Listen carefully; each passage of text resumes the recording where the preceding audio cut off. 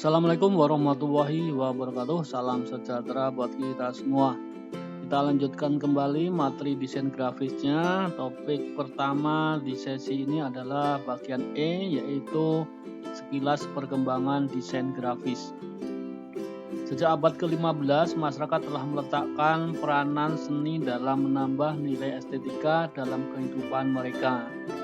Pada saat ini, profesi desain grafis belum berdiri sendiri, masih menjadi bagian dari dunia seni.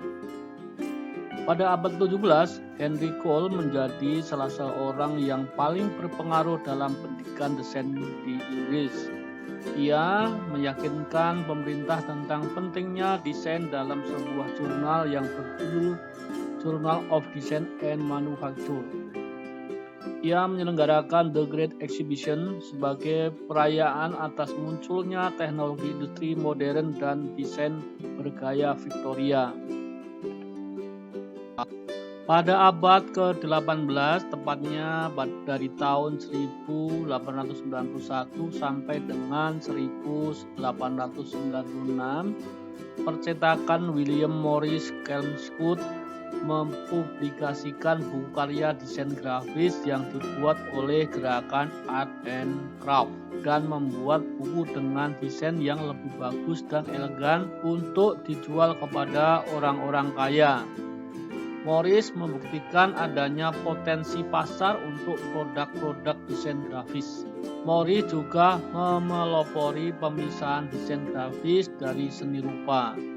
Karya-karya Morris dan karya dari pergerakan privat press secara langsung mempengaruhi Art Nouveau dan secara tidak langsung mempengaruhi perkembangan awal dunia desain grafis.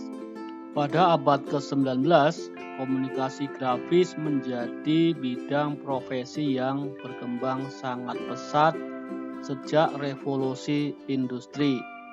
Di saat informasi melalui media cetak semakin luas digunakan dalam perdagangan seperti iklan, kemasan, penerbitan, termasuk koran, buku, majalah, dan informasi seni budaya.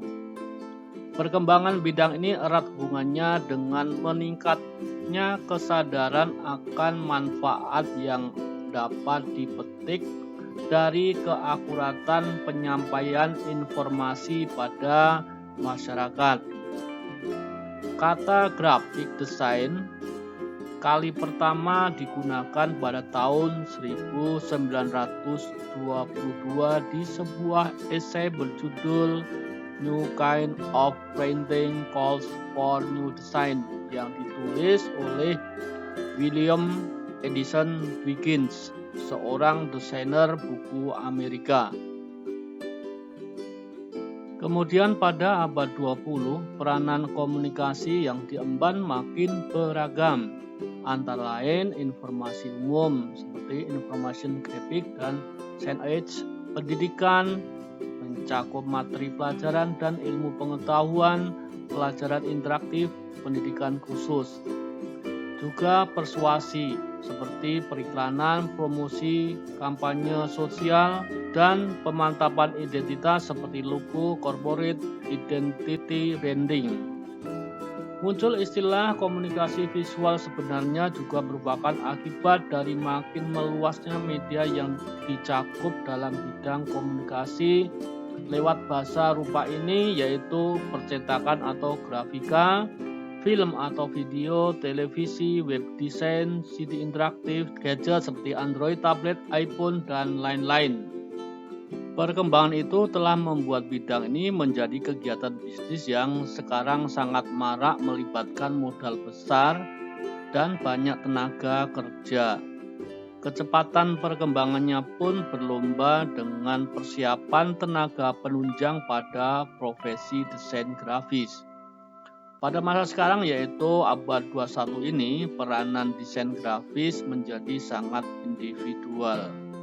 Hal ini terjadi karena adanya pengaruh tren media sosial dalam dunia komunikasi teknologi yang menjadikan media komunikasi lebih berbasis personal, testimonial, dan komunitas. Dengan demikian, kuantitas pengguna desain grafis menjadi semakin luas. Untuk itu, semakin dibutuhkan pula nilai-nilai profesionalisme untuk memberikan lingkup dan peranan yang jelas bagi dunia desain grafis dalam dunia komunikasi seni. Topik yang F yaitu perkembangan gaya visual desain grafis. Pengertian dari gaya visual dan perkembangan secara umum adalah suatu ragam yang khas dari ekspresi, desain, arsitektur, atau cara pelaksanaan suatu hal. Gaya visual dalam desain grafis yang dibahas di sini adalah keindahan visual yang mempunyai pengaruh besar pada suatu masa dan tempat tertentu. Desainer grafis pada dasarnya bertugas untuk mengatur dan mengkomunikasikan pesan, menempatkan sebuah produk atau ide di benak sasaran, memberikan kesan baik, serta memberitahukan dan mempublikasikan suatu informasi dengan cara yang efektif.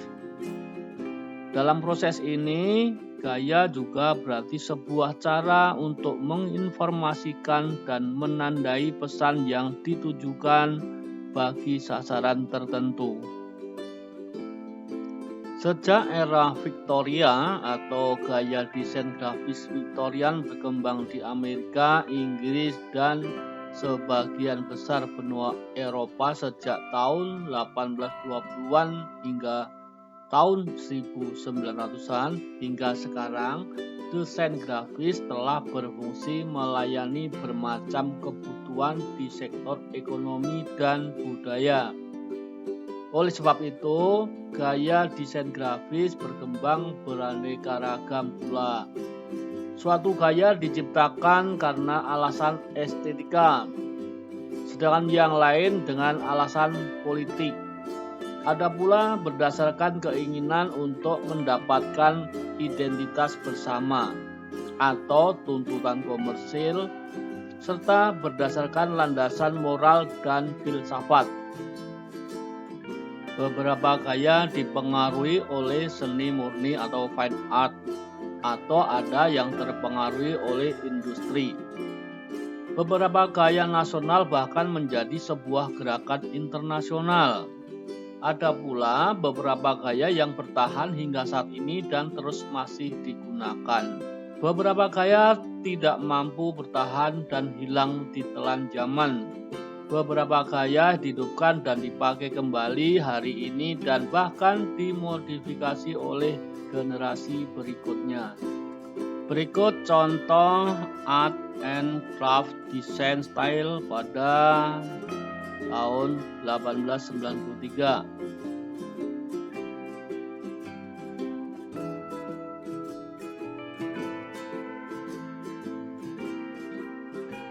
Juga contoh gaya desain Art Nouveau. Ini ada contoh gaya desain Art Deco. Terus contoh gaya desain Futurism. Contoh gaya desain dada. Dan contoh gaya desain Swiss design karya Joseph Müller-Brockmann. Perkembangan desain grafis merupakan suatu episode dari sejarah di mana karya desain grafis memainkan peranan penting pada dunia. Masa lalu dan sekarang telah memberi beragam referensi gaya dan visual dalam jumlah yang tidak terhitung. Semuanya merupakan pengungkapan dari zaman dan orang pada masanya. Desain grafis itu hidup dan akan terus berkembang seiring perkembangan teknologi dan zaman. Rekan-rekan semuanya, kita lanjutkan dengan topik yang G, peranan desain grafis pada media. Desain grafis adalah ilmu yang mempelajari dan mengembangkan bahasa visual, salah satunya untuk keperluan informasi dan komunikasi dari pelontar pesan. Pesan visual yang disampaikan misalnya bisa berupa informasi produk, jasa, atau gagasan kepada sasaran secara komunikatif dan persuasif dengan tujuan publikasi, promosi, dan pemasaran.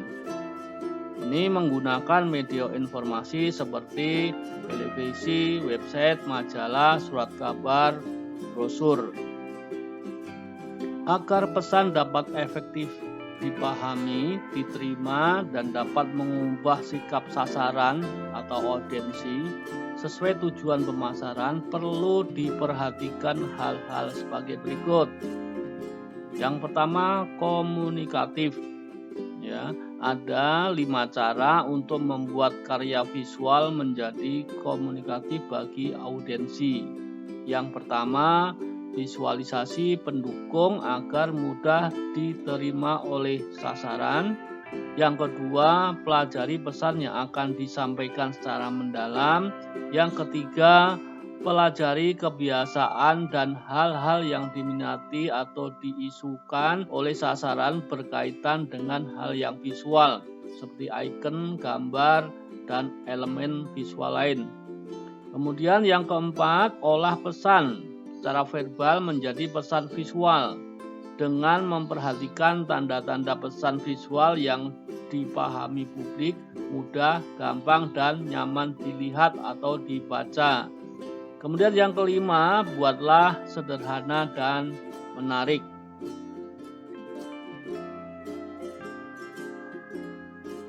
Yang kedua adalah kreatif. Ya. Visualisasi diharapkan disajikan secara unik dan tidak klise, ya, atau sering digunakan agar menarik perhatian. Rancangan elemen desain grafis yang dimaksud di sini adalah objek, warna, huruf, dan layout dibuat secara asli atau original atau baru. Penjelasan pesan disusun secara sistematik untuk kemudahan tata alir dan alur, lancar maksudnya. Kemudian informasi didukung oleh navigasi dengan susunan tata letak yang luwes tanpa meninggalkan kaidah komunikasi dan keindahan atau fleksibel.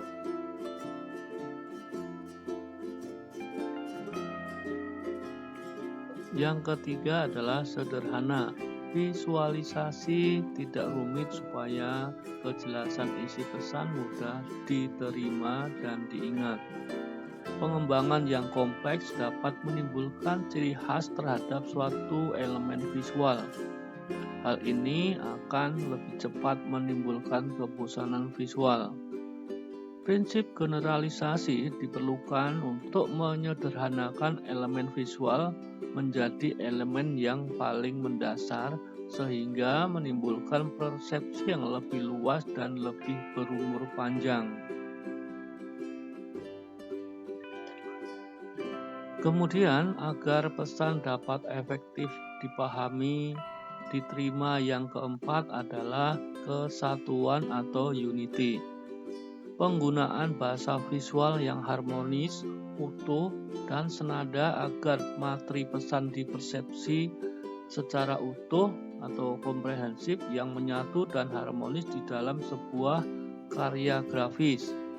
Hal ini menjadi sebuah upaya yang bertujuan memudahkan pengamat desain menangkap sebuah nuansa visual yang tematik dan mempermudah proses pembentukan pemetaan hierarki informasi yang hendak disampaikan.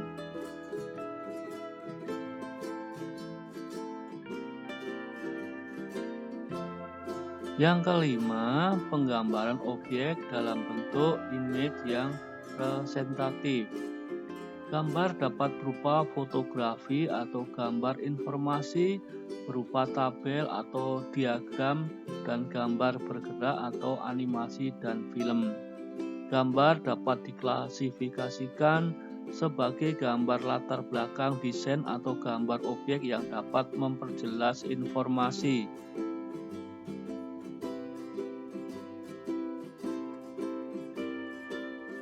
Yang keenam, pemilihan warna yang sesuai. Penggunaan kunci warna atau panduan warna berdasarkan teori warna Munsell untuk mendapatkan warna-warna yang selaras. Harmoni dalam perpaduan warna dapat membuat nuansa yang berbeda walaupun menggunakan gambar yang sama.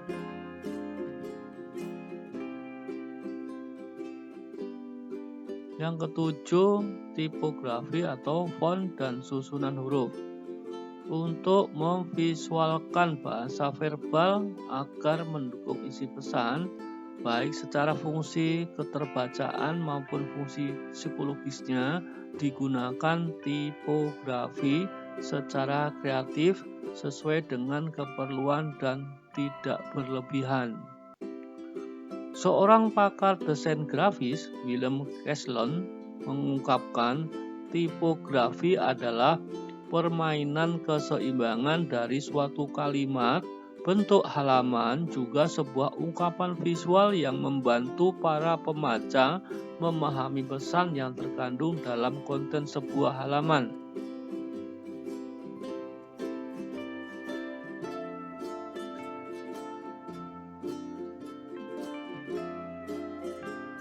Yang kedelapan, tata letak atau layout. Layout adalah usaha untuk membentuk dan menata unsur-unsur grafis atau teks dan gambar menjadi komunikasi yang efektif. Jika data atau unsur grafis dan warna yang akan dipakai telah dipastikan sebelumnya, selanjutnya kita dapat melakukan proses layouting. Peletakan dan susunan unsur-unsur visual harus terkendali dengan baik agar memperjelas hierarki atau tingkatan perhatian sasaran terhadap semua unsur yang ditampilkan.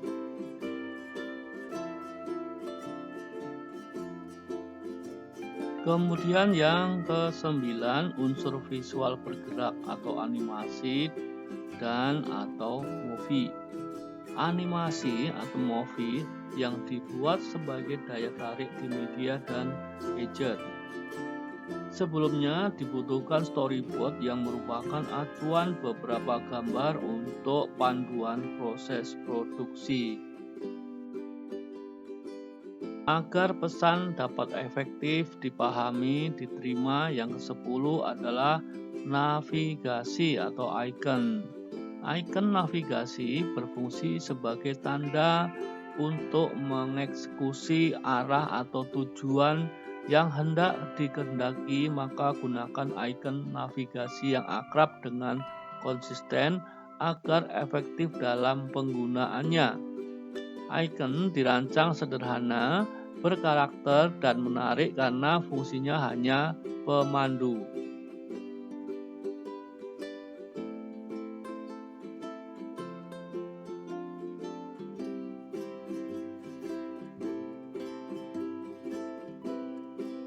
Sampai di sini dulu materi pengantar desain grafis.